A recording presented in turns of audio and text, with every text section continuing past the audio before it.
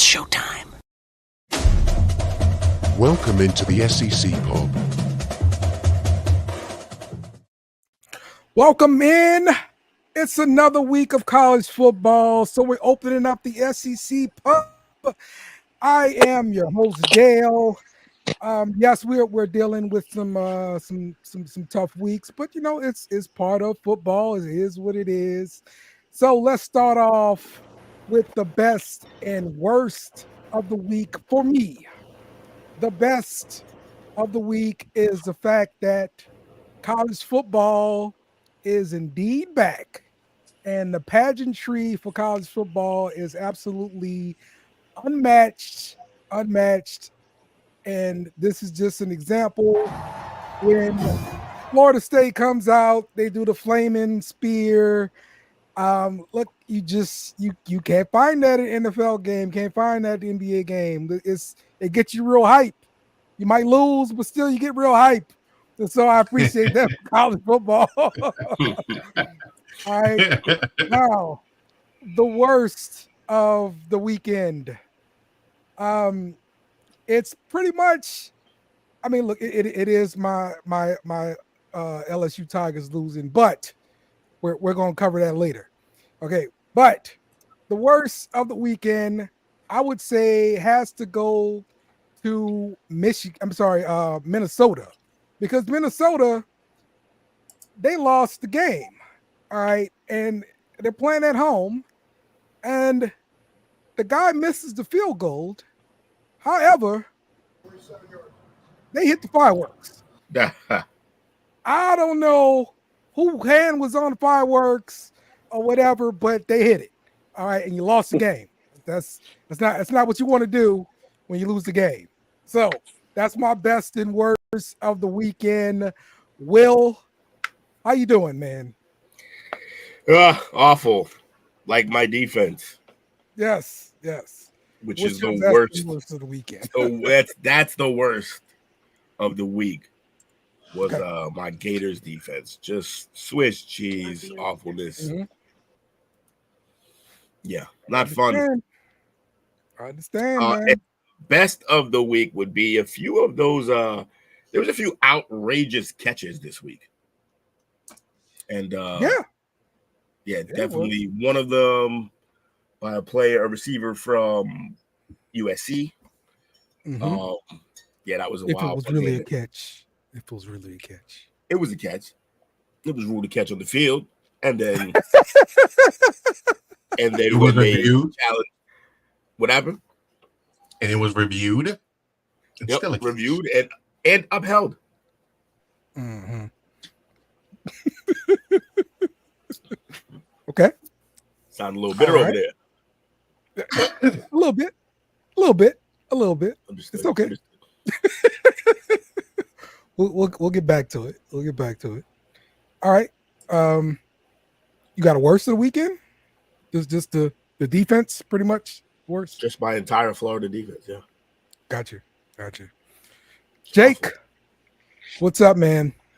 Oh, not a whole lot. Enjoyed a lot of football, and I have one best of the week candidate. Coach might actually know who this guy is. If he doesn't, that's fine.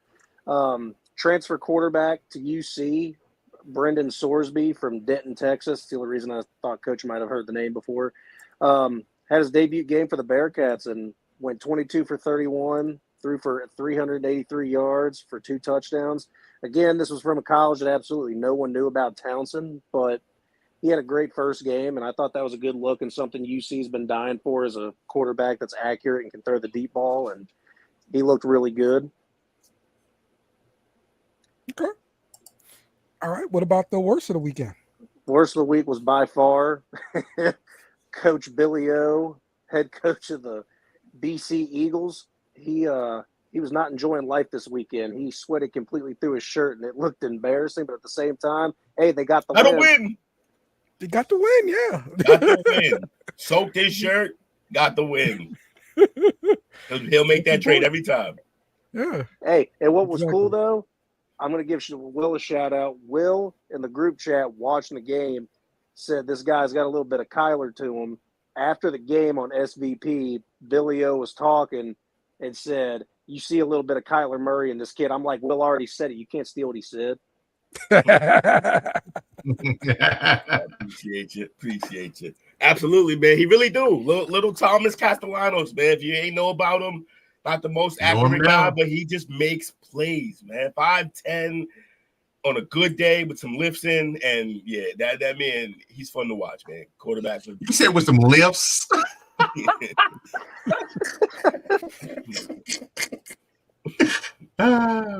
He's a small All right, dude, Coach. bro. What's up, Coach? What's up?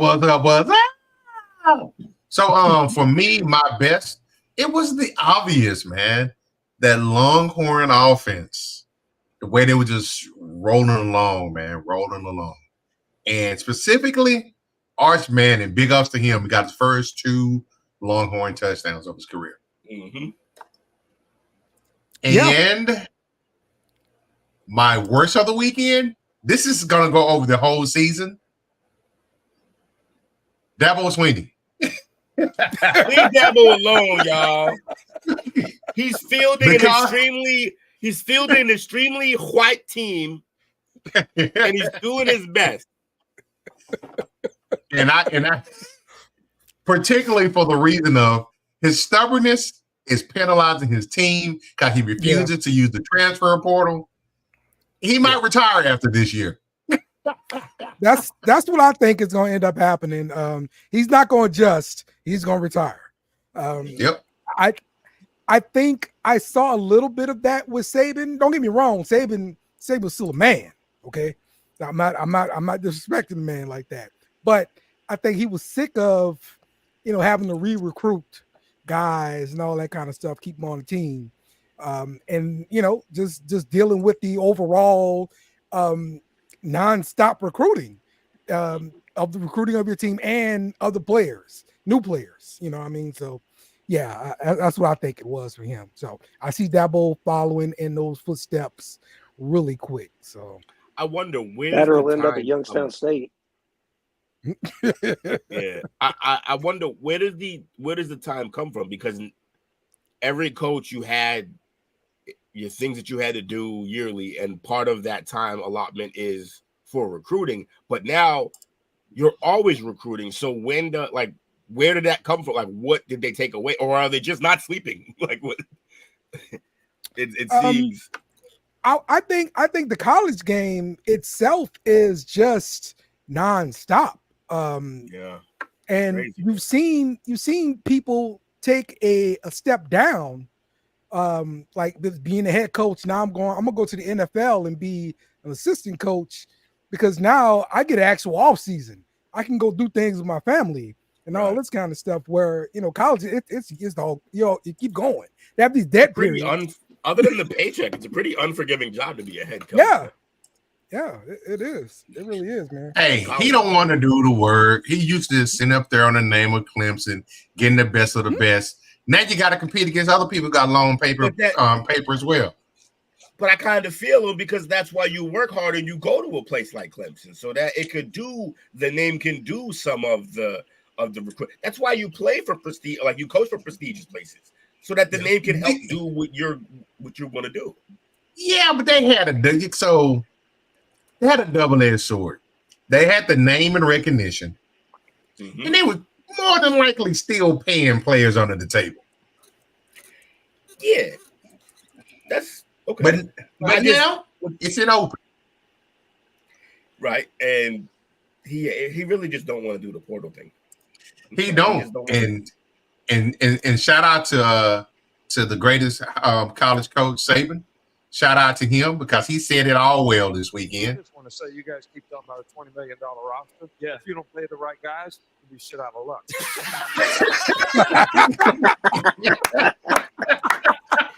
Shout out to that man. Let's go, Shout out to the GOAT.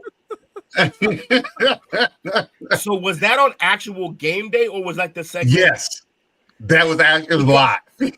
So he's used to. I think he's getting used to getting loose like that because if he's been dealing with Pat on his show can do all that shit. So and if I've been watching Pat and I haven't seen him come on the show.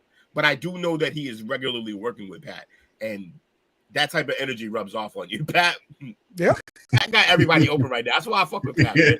That's He it. really got And that's the everybody thing, acting and like then themselves.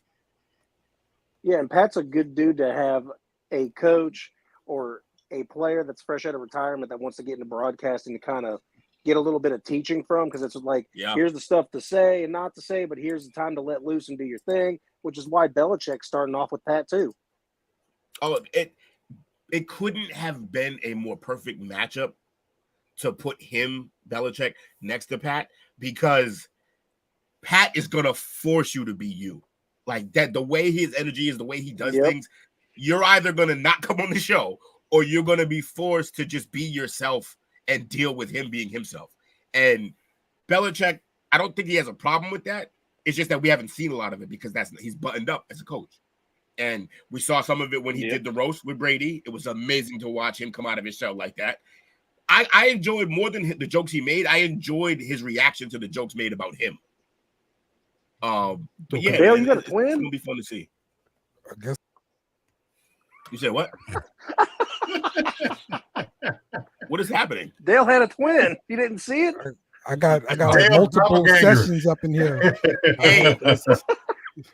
Hey, you taking that show? It wasn't even the fact. It wasn't the fact that he was on there twice. It was Coach's reaction because he was like, "Wait, where? Who?" Right, multiple. Coach was like, "Who's on first? More of them?" Like, he was, just, I don't think we no more LSU Tigers. Go Tigers! All right, man. Let's start off with a little bit of news. And this one starts off in LSU. Running back John Emery, of course it does, torn his ACL in practice on Tuesday.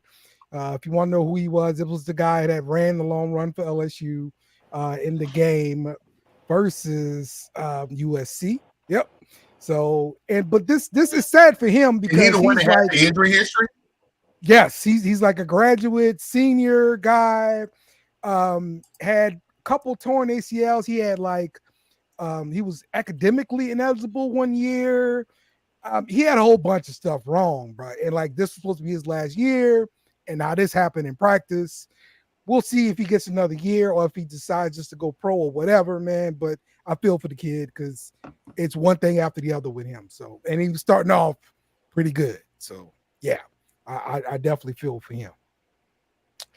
So, I'm getting who's that? It wasn't Portis. Who was that? The McGahee that had to no.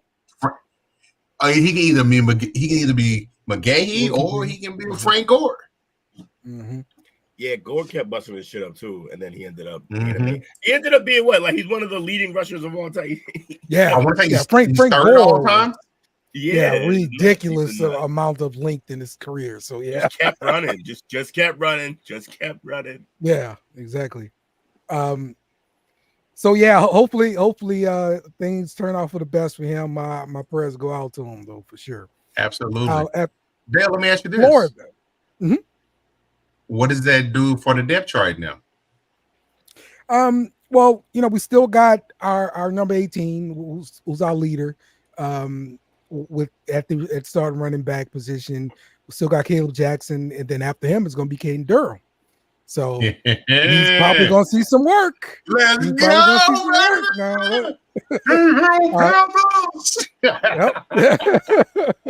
Exactly. So yeah, we're coming up on a week where he can probably see some work. So we'll see what happens this week. Of course, we're going to preview that LSU game coming up a little bit later. Let's go to Florida, who lost their starting quarterback to a concussion. Graham Mertz is injured, so now Lagway is going to start at the quarterback position. Will, how do you feel about this, and how did you feel about his performance last week? If I was a classless man, this would have been my best of the week when I started out, but I'm not. So, what I'll say is, yeah, seriously. What I'll say is I loved what I saw from Lagway. First drive, he scored. DJ looking good, looking a lot like AR, Anthony Richardson, back when he was there. And but next drive he threw a pick. It happens. I don't even think he wasn't expecting to play. So you were extremely excited though. Oh, crazy excited. I can tell by your text. Yeah, I was lit. I was like, we in here. He's going. The boy from Texas is going. And he got out there, and it was just good to see because don't get me wrong, Mertz is probably the more ready quarterback. He's a senior. He can play. He's been playing quarterback. But you can just tell when a guy changes the field just by being on it. And that's the type of ability Lagway has. Just by being on the field, it changes how you got to defend the team. It makes every receiver better because they're going to get more time. Yeah, I look forward to this. I hope the team around him is good enough that he doesn't get beat up and then, a little shell-shocked. I don't want that for him. But he seems like he's composed. He actually looked a lot like the guy he was facing in Cam Ward. Right. So, who lit us the fuck up for 385 yards. Good times. So, with with college football starting, of course, we've got rankings. Right now, all we have is the AP rankings. But of course, you put some rankings next to some teams, and you got debate. So here we go. Georgia is number 1. This is followed by Ohio State, and we have Texas, Alabama, Notre Dame around that top 5. Ole Miss goes to 7. Oregon at number 7. Penn State number 8. Missouri Tigers number 9, and Michigan number 10. So, I like Missouri. Yeah. Missouri has a nice, manageable schedule too. they have a Heisman candidate on that team. He's going to light it up all year at receiver. Yeah. Burden. I think his name is Burden III. Burton. Yeah, the wide receiver. Yeah. Yeah. He's unstoppable. Fast as hell. Yeah. Just crazy after the catch. The kid's nice. Yep. So with this looking like this, look, Missouri can stay up there in the top 10 with their schedule and keep it manageable. They'll get their way into the playoffs. This is going to be wonderful for them. Notre Dame as well. Their schedule looks pretty manageable, and after this win, they can win out undefeated. Right. And without them having a conference championship and stuff like that, they're gonna get an at-large bid, right? Yep. Unfortunately. So,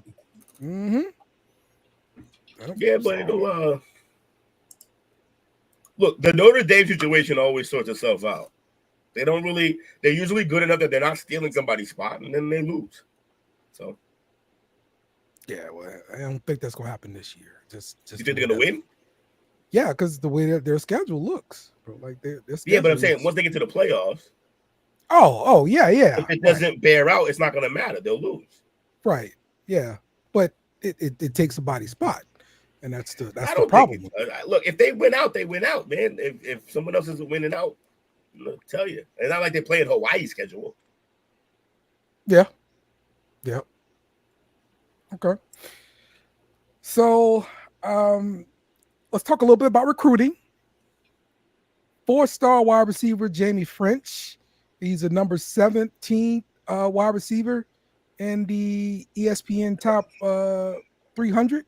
He committed to Texas, and Texas been hooking some recruits lately. We're coming for you, LSU. We're coming for you, dog.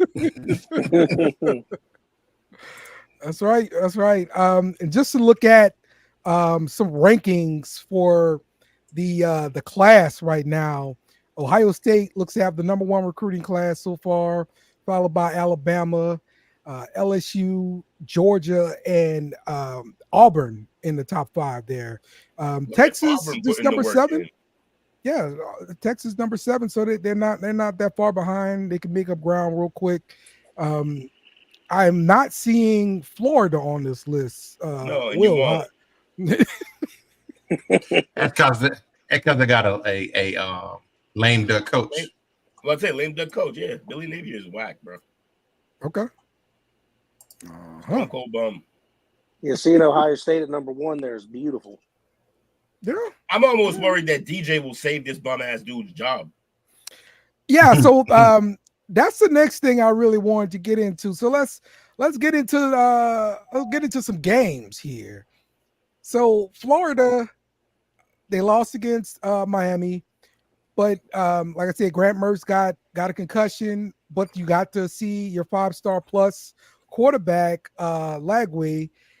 But with Billy Napier getting a freshman quarterback, I mean, the fact that it's a 5-star plus guy, that's props to Billy Napier, right? I mean, he got a 5-star guy in there.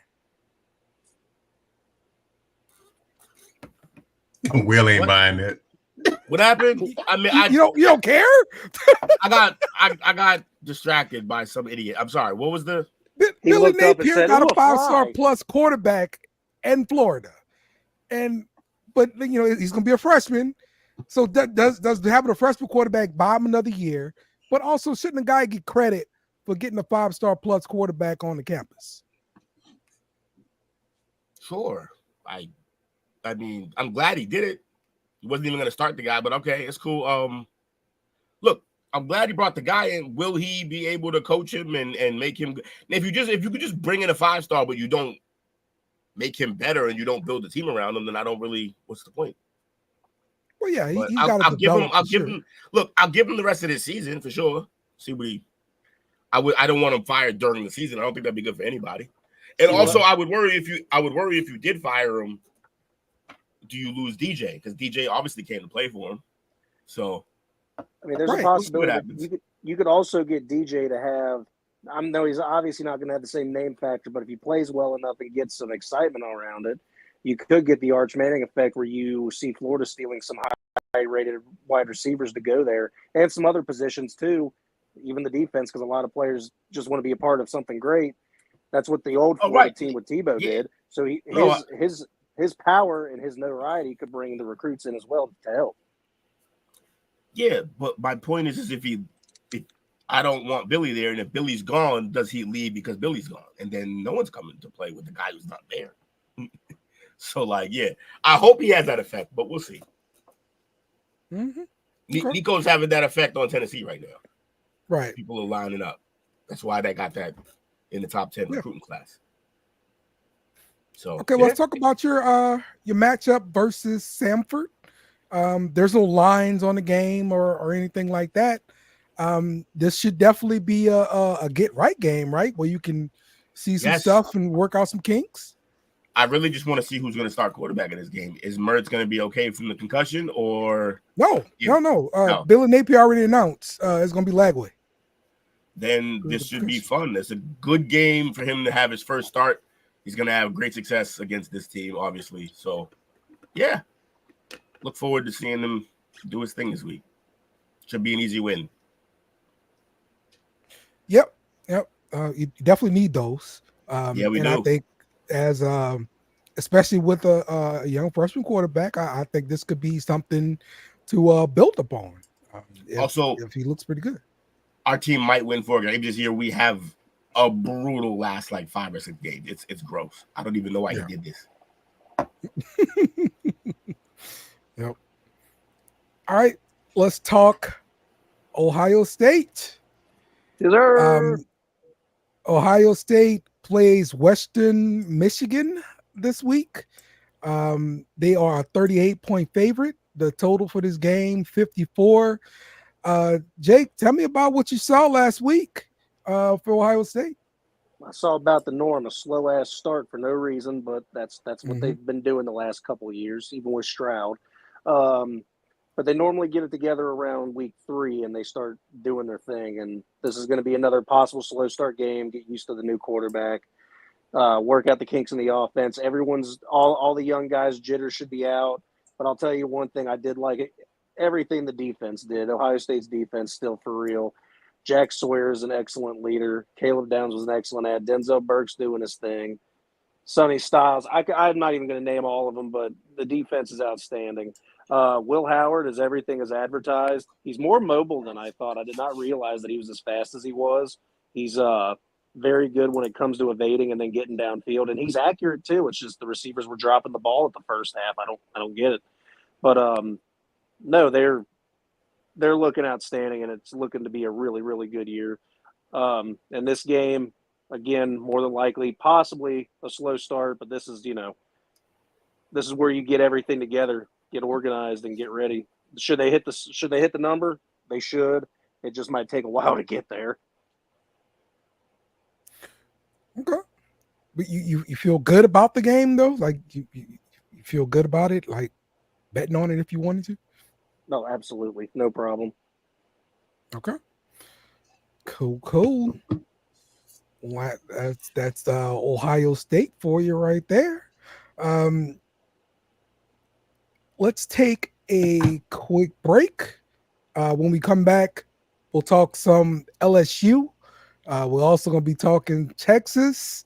So stick with us. We'll be right back. What do you guys expect to see out of Nick Chubb coming off of an ACL? I would not bet against Nick Chubb. Okay. Yeah. He's the Terminator. That fool in there squat. You see the weight he was squatting? Stupid. That rapidness. Yeah, dumb.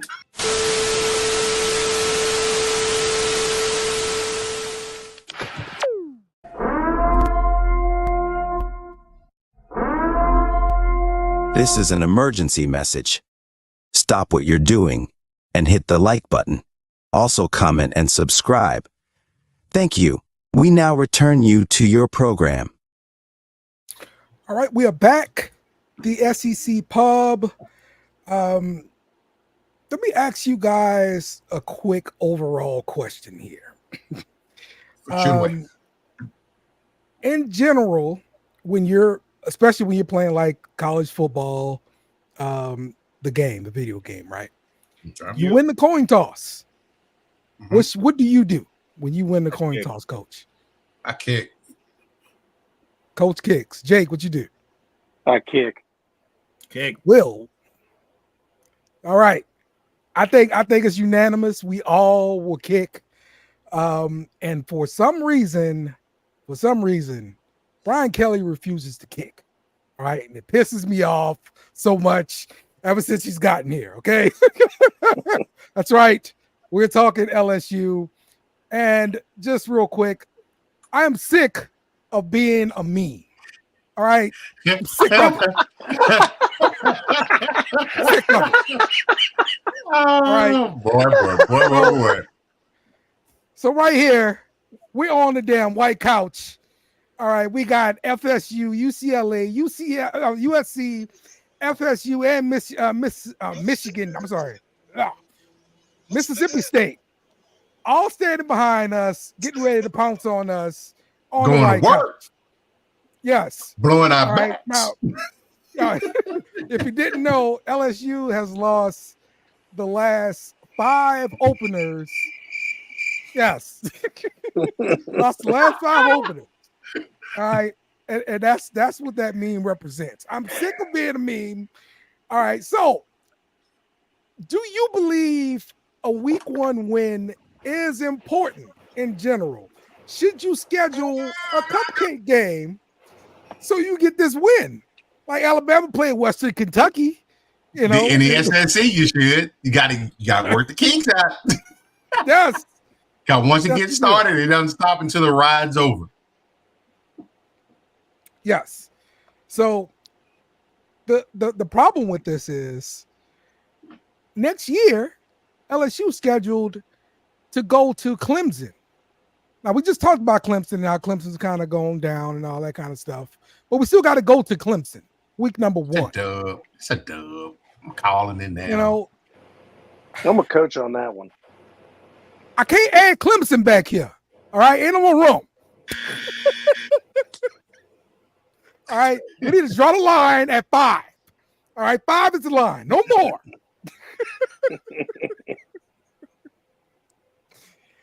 All right, so let's talk a little bit about the LSU game versus USC. I like what I saw out of my quarterback, Garrett Nussmeier. That's definitely a positive. Yeah, I agree with that.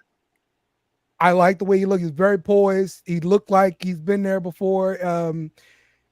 Now, of course, there were some plays he'd like to have back. But still, I thought overall he looked good. Now, for my defense, compared to the defense we had last year, this was a world of difference. World of difference.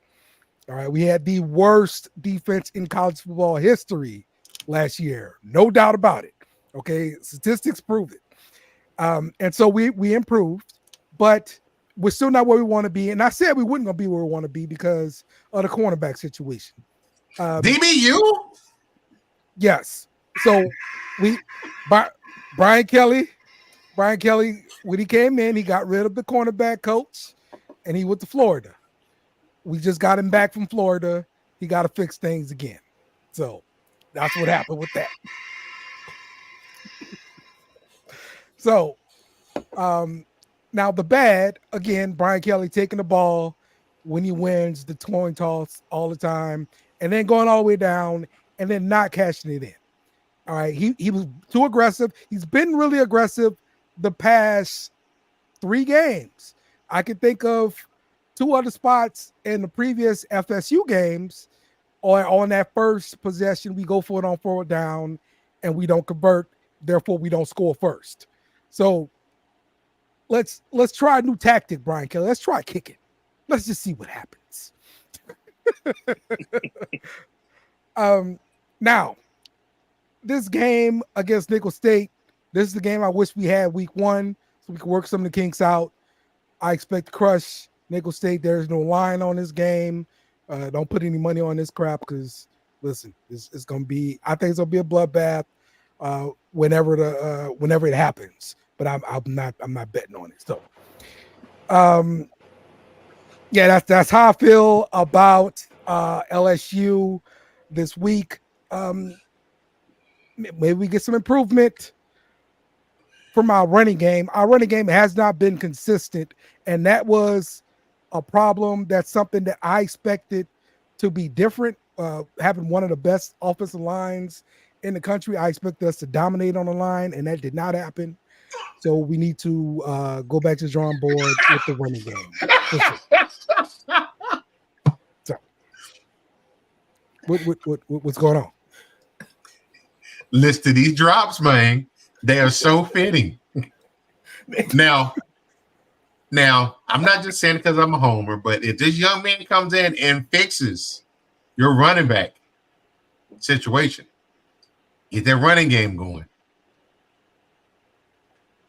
I'll take my coach is the greatest t-shirt via FedEx.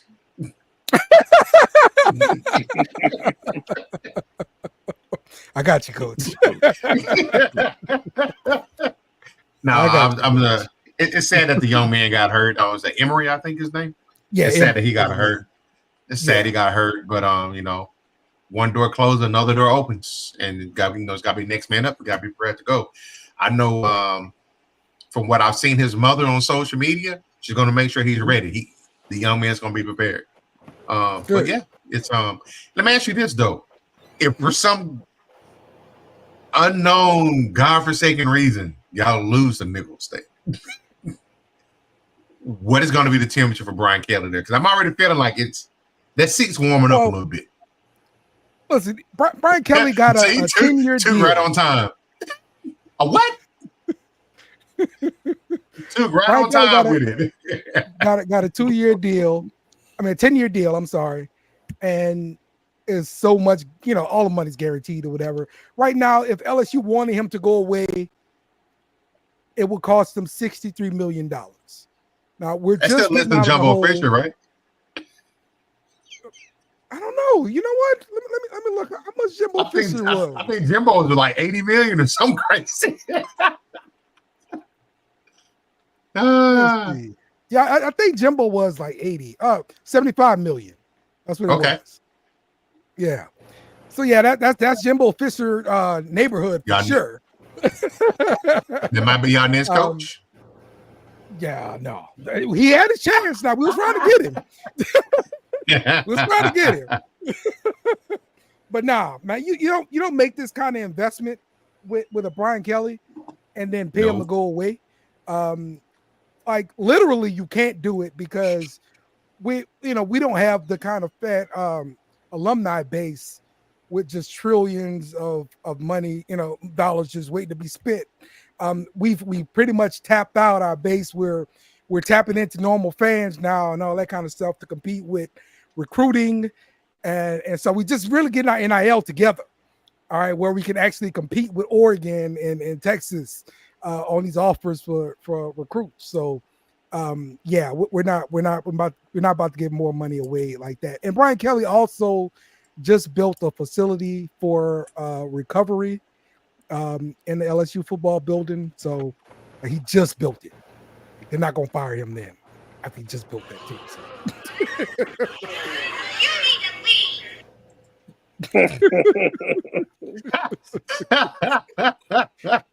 No, LSU gonna be all right. Now the issue is there's really no record margin for error, right? You three losses, you out pretty much, and so we got one already, and you got to play the SEC schedule, so it's pretty bad. So.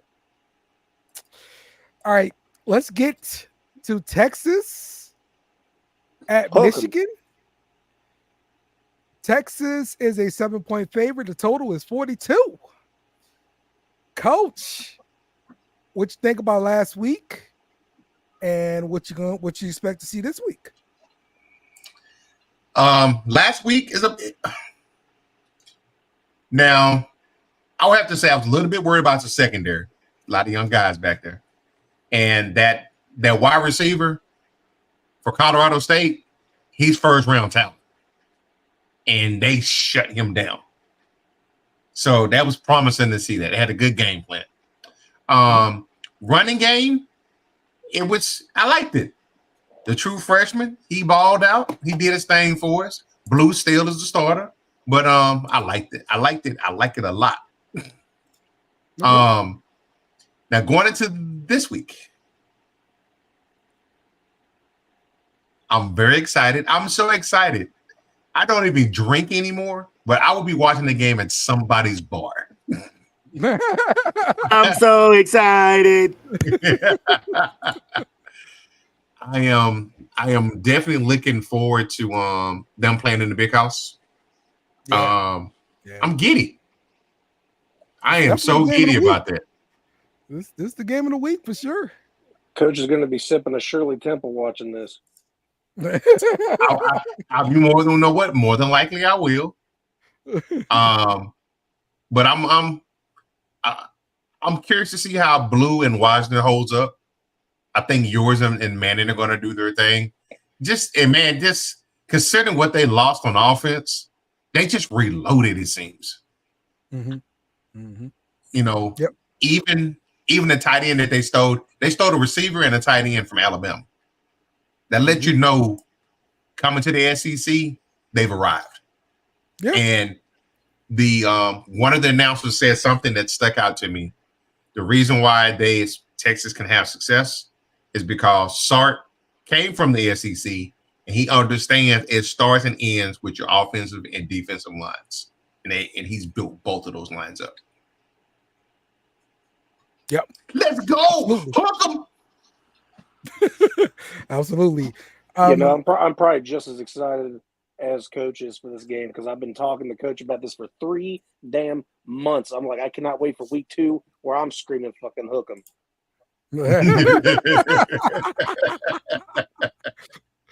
I feel you, Jake. Can't stand it. I'm loving it, man. Loving it. So Michigan, I think Michigan's got like a little bit of a quarterback situation. They've been trying to figure out their starting quarterback, and they went with Warren, who went out and went 10 for 25, 118 yards, 1 touchdown, 1 interception. With those kind of numbers, those kind of sound like those Texas A&M numbers you were talking about there, Coach. Mm-hmm. And that ain't gonna do it, dog. I can tell you, UT gets up by 14 to 21 points. It's going to turn into a track meet. Right. Sark is not going to come off the gas. I can promise you that. Yes. And they did have Alex Orji, I guess, come in for a play, and he went 1 for 1 with 1 touchdown pass. So you might see a different starter with Michigan come this Saturday, but more than likely it's going to be, I don't know his name because I don't pay attention to them bitches, but Warren. whoever number 16 is, yeah, him. I don't know how Alex Orji didn't get the job to begin with. It doesn't make no sense. Well, they're saying that Warren beat him out. He's a walk-on. Something like that, yeah. But it's not sold because of his performance. So if he does not perform, he won't be a starter for very long. I'll tell you that. So, So, yep. All right, man. Let's I'm so giddy, my friend. let's wrap up the show by picking some games. And you can join our college football pick'em by going over to Yahoo to college football pick'em. The group ID is 11160.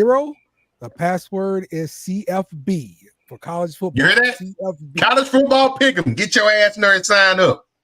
That's right. Sign up.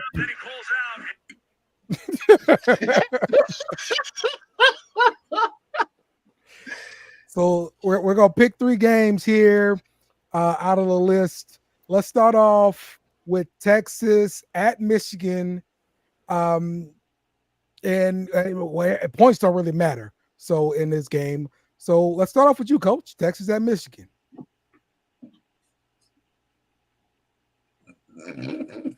Come on, baby. All right, Jake, who you got? Texas by a blowout. All right, Will. Texas, yeah. All right, I will go with Texas as well. Yeah, I don't think this is going to be close.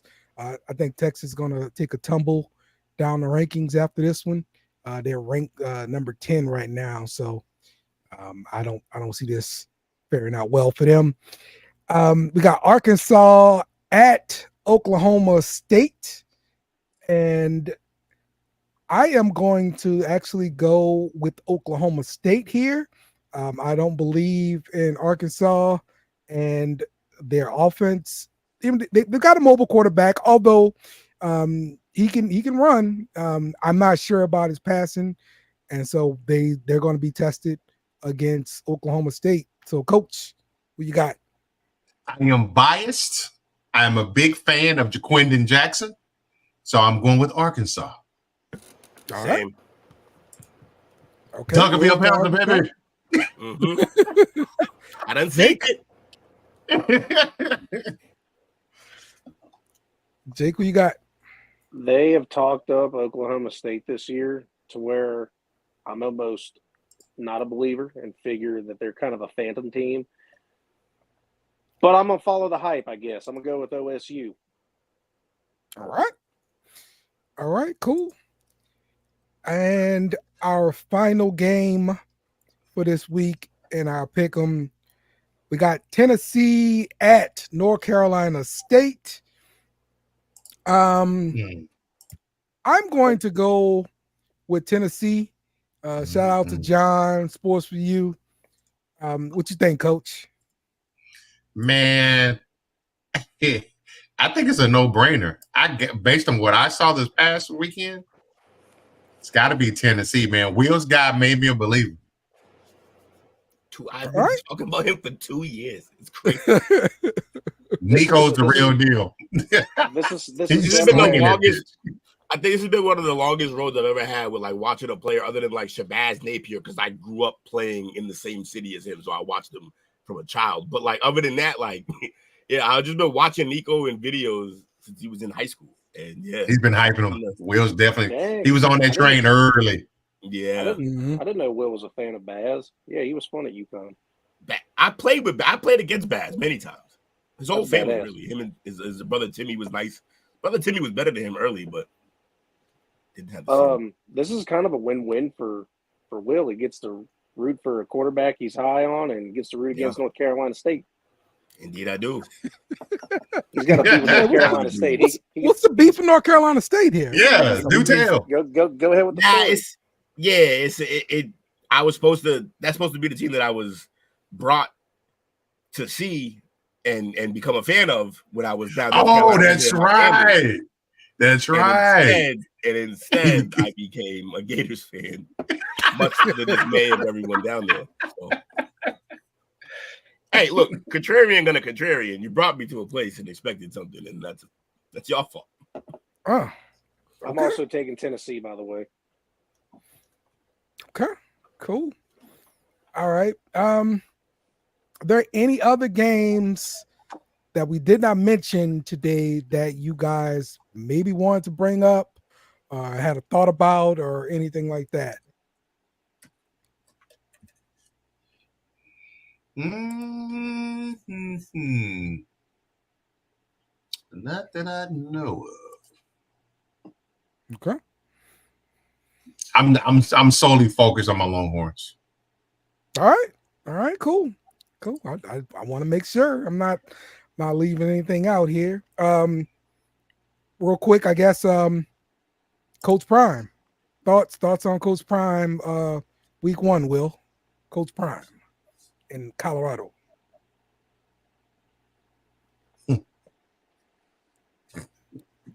Oh, you muted or something, Will. It's always going to be the same with them. It's always going to be a lot of hype, and then we'll see what happens. Yeah. All right. So I want to see when they start facing off against the better teams on their schedule. See what happens. Okay. I think they make the playoff. No. Nope. Right. So they're not ready. They're still building, you know. But Travis Hunter, I'm drafting him in my NFL team as a wide receiver straight up. Yeah. That's how I feel about that. That's the best receiver in college football right now. He's the best. He might be the best pure player in college football. Right. Yep. Hey, I didn't get a chance to say it because I was actually looking. I don't mean to cut off and go back. I do think Boise State and Oregon could be an interesting game for anyone that wants to watch and see that one. Okay. Yeah, Boise State running back. He did his thing this previous game, so I can see what you're saying there, Jake. Yeah. Also, I'm with Will on the Colorado stance. You're going to get what you get, and you're also not really going to know because the defense is so poor and they need some help, and the offensive line's got to be able to block when they get into the deeper games. So, going to be fun to watch them while they do their fun stuff, and Travis Hunter continues to do his thing. I hope the Patriots wise up, get a low pick, and get him. That'd be fun. But yeah, that's my little take on Colorado. Can we send Travis some help though? He doesn't need to play as many snaps as he's playing. They can't play like every snap of the game. It's not safe. Yeah. It's not. It's like I said I forget what post it was, but I said in the post in the chat room, you did right by him by giving him the opportunity to show how unbelievably gifted he is on both sides of the ball. I think now it's your turn as a coach to then protect the player. So it is time to not run him into the ground like that. I don't think he understands that when he did this, or when Chris Gamble did this, or when Woodson did this, they were on much better teams. Right. And therefore, when they were playing on both sides of the ball, they could take snaps off. They could not have to go as crazy or be the end-all, be-all for that team. And when they got on the receiver role of it, they were mainly used to really stretch the field or really have a huge play. But they were not the guy that you need to number one make guy. Your biggest play, but then also he needs to move the change for you. And then also he's got to cover the – it's not fair to him. They got to stop. That's tough, man. They probably got an IV ready for him at halftime every game. This man has massages at the crib when he gets there. Like, it's all of it, but it's not enough. Does this affect his NFL career? No, but I think when he gets to the pros, he's going to have to pick a side. Yeah. Oh, for sure. Yeah, for sure. That'll be a thing. But again, if you treat it like Dion, the way they did with Dallas, cool. You bring him in for a few plays in the slot. Let him run straight if you want to. Don't run him over the middle, you nuts. Like, just fucking Let him go. And it depends on, unless you're going to make him a receiver. But we talk about mileage with running backs, right? Well, why don't we talk about mileage with him? He should be on a pitch count. Of course. And obviously the mileage with running backs is because every time you touch the ball, you're going to get hit. Whereas receiver, you may not even catch the ball. It may not be thrown to you in that play. It's a lot different when you're playing running back. Also, who's hitting you? Right. Guys, Because every play you're going to get hit, it's probably a linebacker. Yeah. True. You smaller guys hitting the guys outside, but yeah. All right, I got you. All right. Well, that's going to wrap up our show this week. Once again, join our college football pick'em over on Yahoo. The group ID 11160. Password is CFB for college football. CFB.